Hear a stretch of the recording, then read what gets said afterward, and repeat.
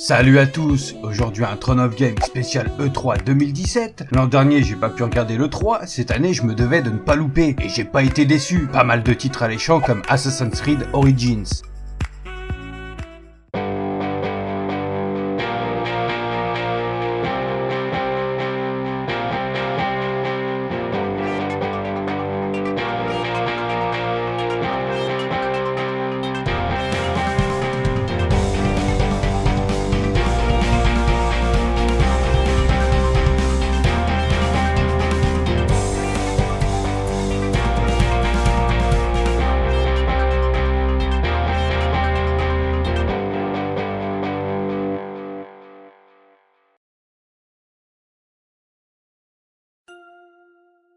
Alors avant toute chose, c'est quoi l'E3? Ça peut paraître con comme question pour une majorité d'entre vous, mais dernièrement j'ai rencontré des personnes qui n'avaient aucune idée de ce qu'était l'E3. Brièvement, l'E3 c'est l'Electronic Entertainment Exposition, un salon professionnel sur les jeux vidéo organisé chaque année depuis 1995 au centre de convention de Los Angeles. C'est un événement où les principaux éditeurs installés aux États-Unis présentent les futures sorties de jeux vidéo. Pour donner un titre de comparaison, c'est un peu comme un Paris Games Week, mais avec des conférences où les éditeurs de jeux annonceraient les prochaines sorties jeux vidéo dans les mois ou années à venir.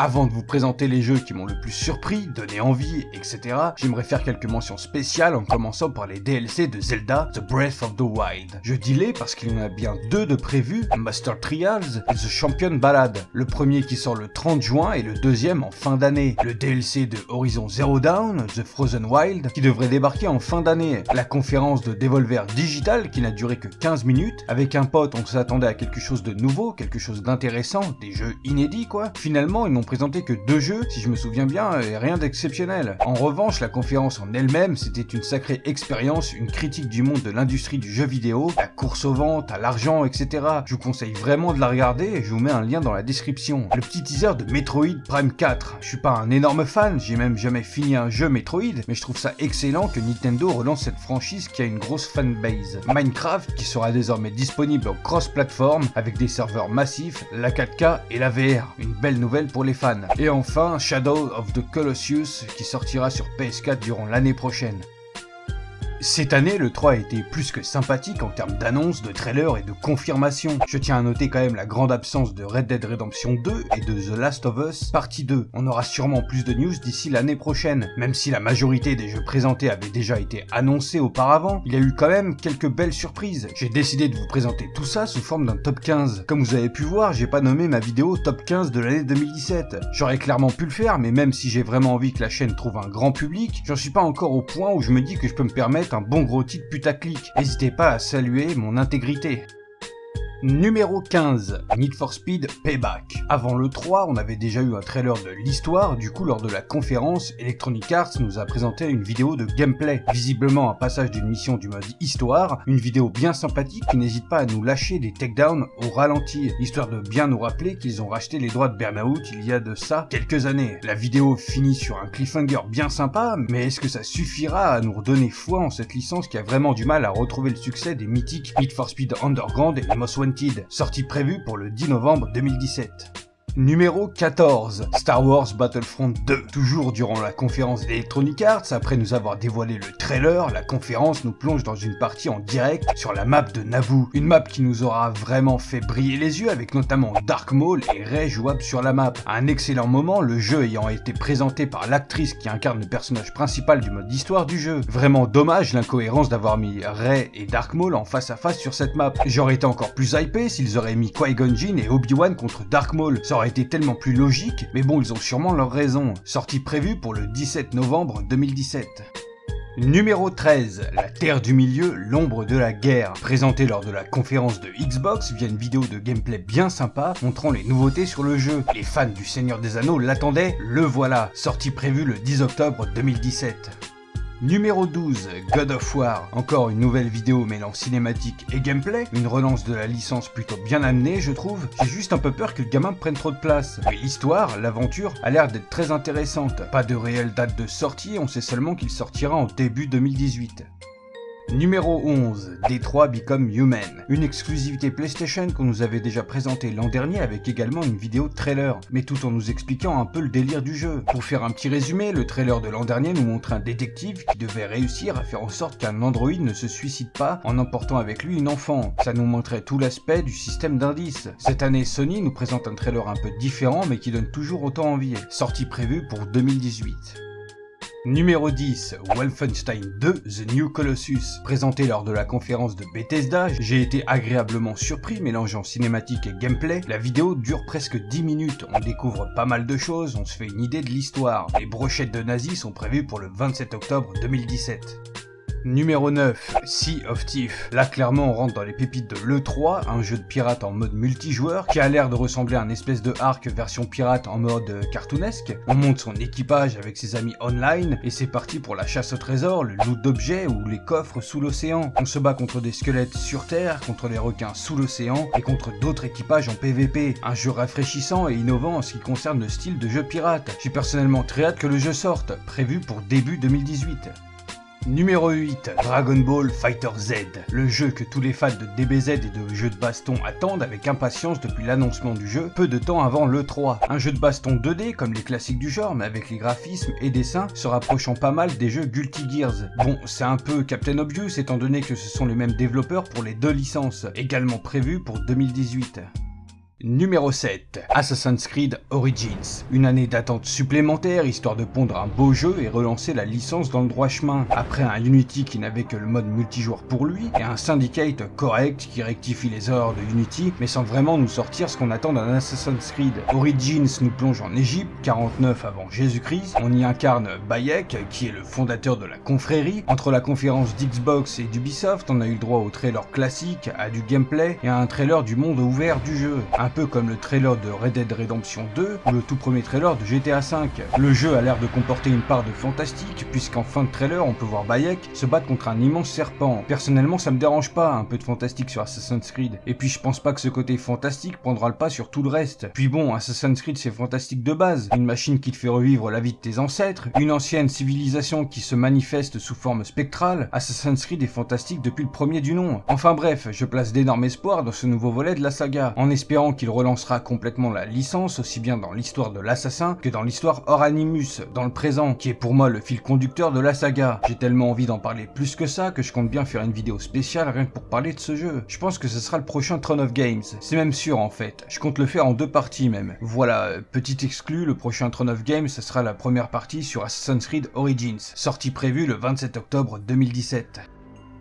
Numéro 6, A Way Out. Présenté lors de la conférence d'Electronic Arts, ce jeu est certainement mon coup de cœur de cette E3. C'est pas non plus le jeu de ouf, mais je trouve l'idée, le concept vachement intéressant. A Way Out, c'est l'histoire de 2 détenus dans une prison qui vont se rencontrer et prévoir de s'évader. Ce qui est vachement cool, c'est que ce jeu se joue à 2. Je sais pas encore si ce sera en ligne, en mode chacun a le jeu chez lui, et ça sera jouable à 2 sur le même écran. Si quelqu'un a la réponse, qu'il s'exprime en commentaire. Les 2 joueurs synchronisent leurs actions et avancent main dans la main pour avancer dans le jeu. N'hésitez pas à regarder la vidéo du gameplay, ça donne vraiment envie. Sortie prévue pour 2018.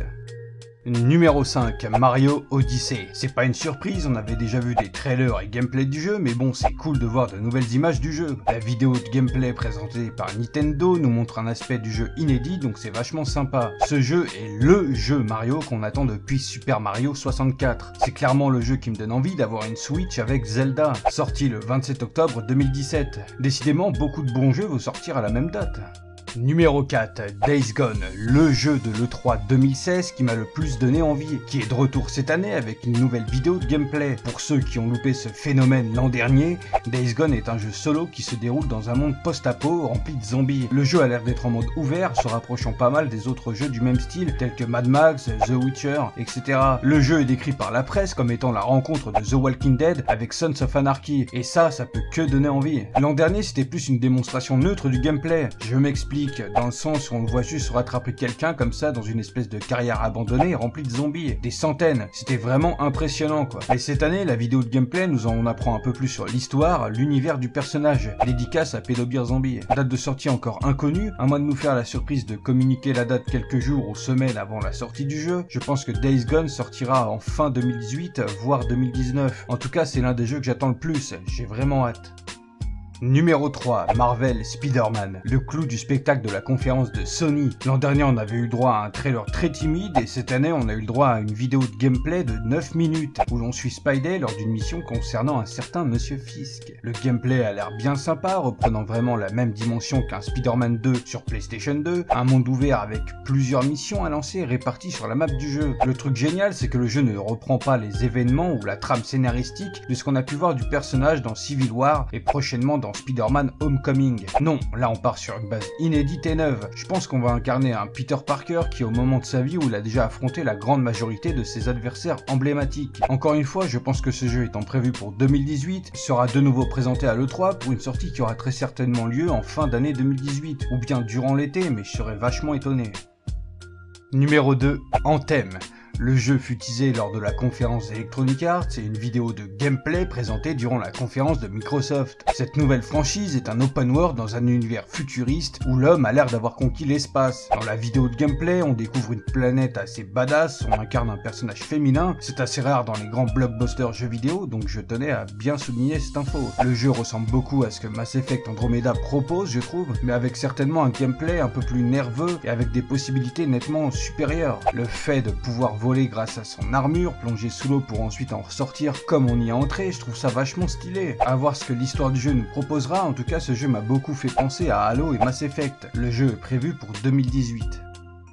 Numéro 1, Beyond and Good Evil 2. C'est vraiment le jeu, en l'occurrence le trailer, qui m'a le plus surpris de cette E3. Même si le jeu était attendu au tournant depuis déjà quelques années, je m'attendais vraiment pas à ça. Le trailer est tout simplement génial, on y découvre les chacapons qui volent l'oncle de Jad, sous une course-poursuite qui fait énormément penser au 5e élément. Beaucoup de références, le jeu étant développé par Microsoft Montpellier, on peut être fier. C'est le jeu qui a foutu une grosse claque à l'envers à cette édition de l'E3, sans nul doute je pense. Le jeu a tout l'air de se dérouler après les événements du premier, puisqu'on peut voir que Jad a un bras mécanique. Comme vous vous en doutez, pas de date de sortie, je sais pas si c'était voulu, mais durant le speech de notre Frenchie Michel Ancel, on pouvait remarquer sur l'écran de derrière des scènes de gameplay. Du coup, quelques temps après, une vidéo de gameplay présentée et jouée par ce monsieur Michel Ancel voit le jour. Si ça vous intéresse, normalement il y a un lien dans la description. Je mise pour une sortie en fin 2018 après un passage remarqué durant l'E3 qui nous offrira très certainement une nouvelle vidéo de gameplay.